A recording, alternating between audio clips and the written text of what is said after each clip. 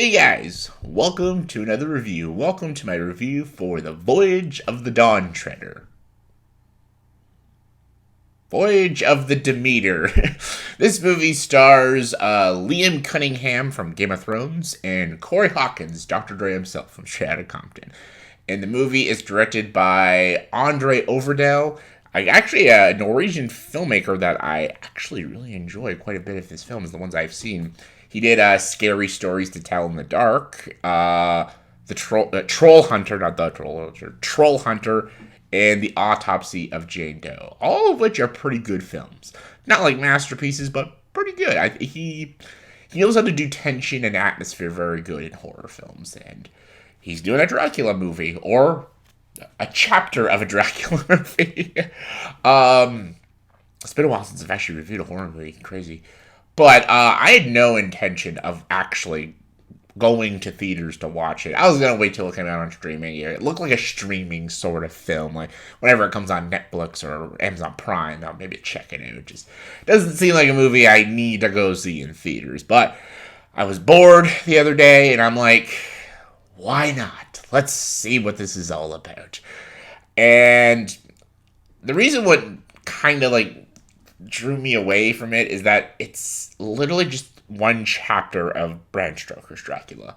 It's like a little part of the book, and it's a great book, by the way. It's one of the greatest books you'll ever read. Bram Stoker's Dracula.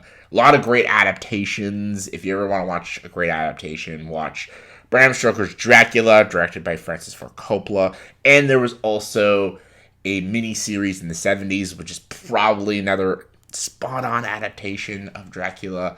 I also love like the Hammer horror films of Dracula, but not very accurate. So then spreading a hour and 45-minute movie about just one chapter, I don't know what they were going to do. I'm like, I don't know. That could be a clever idea, but it also could be a really ridiculous idea. But I checked it out. Quite enjoyed it, actually. It's actually a pretty good movie. I think the critics are very harsh on it. There are issues, which I will address, but I think it's pretty solid. I think Andre Avadel, I think he's a great director. He was a great choice to direct a movie like this. He has really good tension. He builds on the scares. He doesn't rely on the cheap jump scares. He doesn't rely on one-dimensional, idiotic characters. He gets the audience to care for the characters, and he gets to the scares in a more slower way, but it has a better payoff, and that's done very well. But he also can do gore. There is some gore in this movie, and it's done very well. The visuals are really good, and I always thought this would be like a bad CGI nasty fest. It's actually pretty good, the visuals. Cinematography is very, very good. The night scenes are really well done. The fog and the mist and the ocean, and like the sound mixing is so good in this movie, and it all builds the tension and great atmosphere. And yeah, it's done very well. The direction in this movie is actually top notch. I think he did a very good job, and I think the characters are all enjoyable for a film like this. And they're basically just cannon fodder, but they're enjoyable cannon fodder. And I thought Liam Cunningham as the captain was great. I loved his character. And Corey Hawkins was good. And the actress, I don't know her name, but she's like one of the leads in the movie. She's very good too. And Dracula is really scary in this movie. He's got some moments that are truly horrifying, and is done very well. The way they did Dracula is really cool. He's no Gary Oldman, but it's not bad. The movie's a lot about the crew, not Dracula. Dracula is just there. He is like the Freddy Krueger in this movie. He's not the lead. It is still about the characters, this doctor, this runaway, this captain, and then these other side characters and the issues they're going through. Dracula is just there as a device to create the fear, the tension, and the gore, and the flashiness and stuff.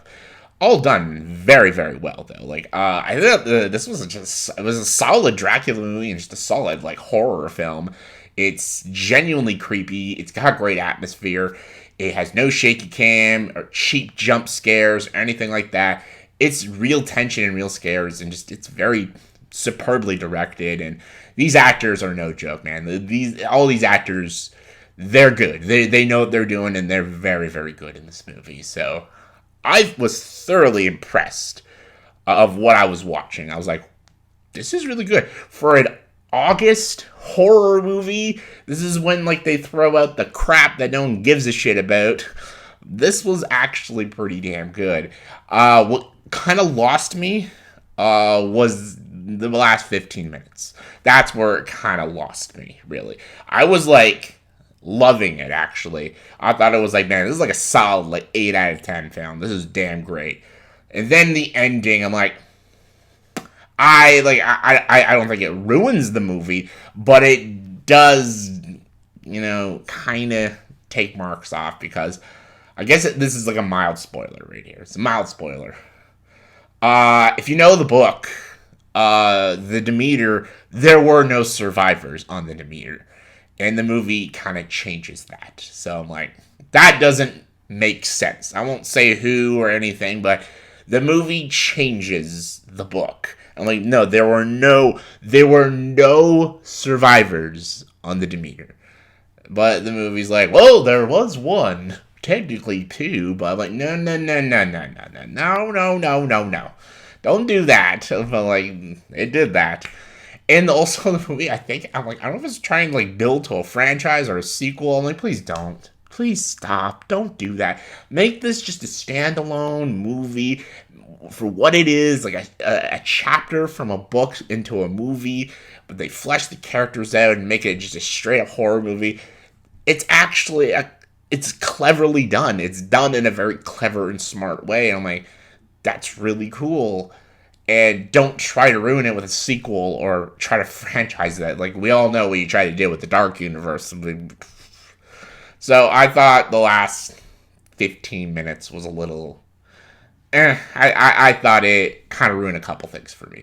I think the movie's still great. I think it's still a movie you should go out and check out. But the last 15 minutes kind of just, I'm like, I wish they didn't do that. Like, why'd you do that? You ruined it. Like, I was loving this movie. Why did you do that?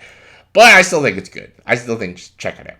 Check it out. It has no right to be this good, but it was. So check it out. On a scale of 1 to 10, I'm going to give the last Voyage of the Demeter. I'm going to give this movie a 7.5 out of 10.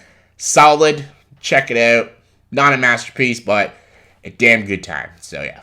Also, let me know in the comment section below. Please tell me, what is your favorite movie directed by this filmmaker? I still think The Autopsy of Jane Doe is the better movie, but this is like kind of creeping in maybe second place or something. But yeah, what is your favorite? Comment below, let me know. And as always, if you like this video, please subscribe to the channel and show the dark side.